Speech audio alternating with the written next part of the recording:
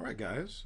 Today we're going to talk about a class that I went over, a study that we went over in class for class that I co-teach with Joe Signorelli. This is one of the studies that he put together. Well, he didn't run the study, but he put the information together. This is muscle performance and enzymatic adaptation to sprint interval training. McDougall was the lead author. Came out Journal of Applied Physiology in 1998. Again, another old study, but man, it's got some great information. So what did they do? Well, they went 3 times per week for 7 weeks. For week 1, they just did 4 30-second maximum effort intervals, and they had 4 minutes of recovery between each one. Weeks 2 and 3, they went up to 6 and then 8 intervals with 4 minutes recovery between each one. And then weeks 4 through 7, they went up to 10 intervals, but then they took the rest down by 30 seconds each week. So then, week 5 would be 3.5 minutes, week 6 would be 3, week 7 would be 2.5, etc., etc. Now, during the recovery period, these guys were on cycles, so that we need to address that. So this wasn't sprinting, and they were active recovery during that 4 minutes, so it wasn't passive. They still had to pedal. And they were going either against no load or a half a kilo load, and that was just so that they would have a little bit of resistance to push against. So then it wasn't just, as we probably have all experienced, that freewheel. You can pedal so stinking fast since you're. Maybe you went between gears or something and you didn't have anything to push against, to eliminate that feeling. So let's look and see what the adaptations were. So if it was 30 seconds with a 4-minute recovery, that's 8 to 1. That's not a full recovery, but it's pretty good, but it's still incomplete.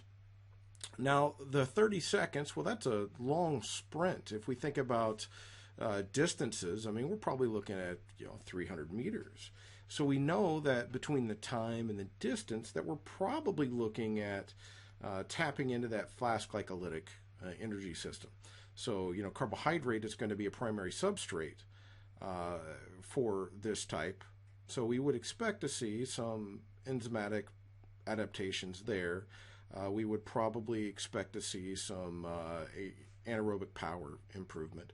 And then with VO2 max, well, those incomplete recoveries with the longer sprints, well, hey, we see a lot of improvement in the aerobic energy system. We see here that the VO2 max is the top, it's A, and then our relative VO2 max is seen down here in B, and both saw significant improvements. We see that they went from about 50 to probably 55 mils per kg per minute in a fairly short amount of time, 7 weeks. So we see that had a significant improvement on our aerobic capacity. Now let's look at the LDH, the 3-HAD, and the total phosphorylase. And we see that we go from 5.1 to 5.58, 35 to 37, 2.99 to 4.15. But all of these changes, while they were trending up, they were not significant. And what this is showing us is that, hey, that these lactate dehydrogenase, the enzymes that are going to be more in the fast glycolysis and the immediate, well, hey, guess what? These weren't significantly impacted. And it could be because they've already got sufficiently developed enzymatic activity. So they're not going, doing additional training is not going to fill them up anymore. I often give or lead to a further increase.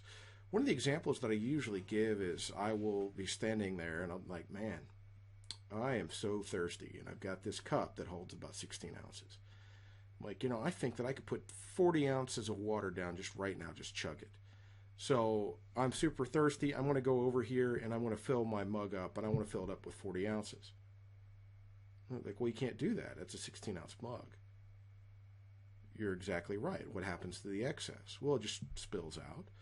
So it appears that we had sufficient enzymatic activity, and that further development isn't going to do much. And that's what we're seeing here in Table 2, that, hey, this was already well enough developed. we're not going to see any further development. Now, during exercise or fasting, we know that we've got that glucagon or epinephrine that are produced that are going to lead to this additional phosphorylase, right? So we get the GDP that switches over to GTP and goes down through for glycolysis, right? So we've got our ATP, comes to cyclic AMP, which comes down and interacts with protein kinase A, right? And that gets phosphorylated through phosphorylase kinase. Then phosphorylase B goes to phosphorylase A with the addition of phosphorylase A. So going from inactive to active, and then we're taking our glycogen N to glycogen N-1 because, well, phosphorylase that's hitting up the glycogen. Now then we see how we start with the acetyl-CoA, and then we come all the way down and continue transitioning through beta oxidation until we've got the 2 acetyl-CoAs produced, right? So what we're looking at here is just that we're pulling stuff off for the electron transport chain for energy. So then we look here and look at hexokinase and PFK. Now, these are both enzymes that are in the aerobic energy system, right?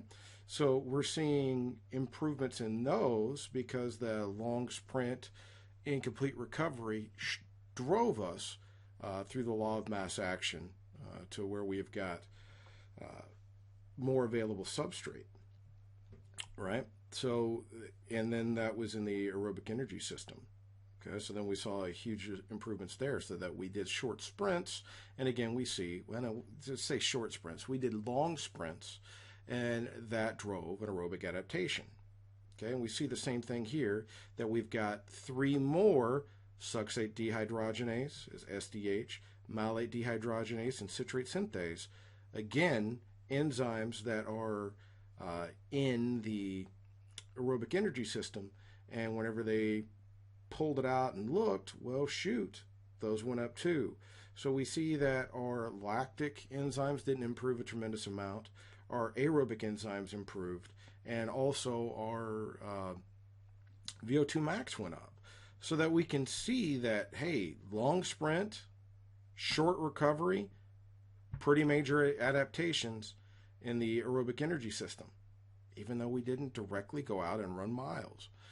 So hopefully that this makes sense, and this could be just one more, hey, don't go and pound the road if you've got athletes. Do the short sprints, do the long sprints, play with the work recovery duty cycles, because then that is how you're going to get some fantastic aerobic energy system improvement, and then you are not changing over any of the other organelles towards slow twitch type activities that would make them slower, or not jump as high, etc. As a result of this. Hopefully this helped out, and we'll post another one later this week. All right, thanks guys.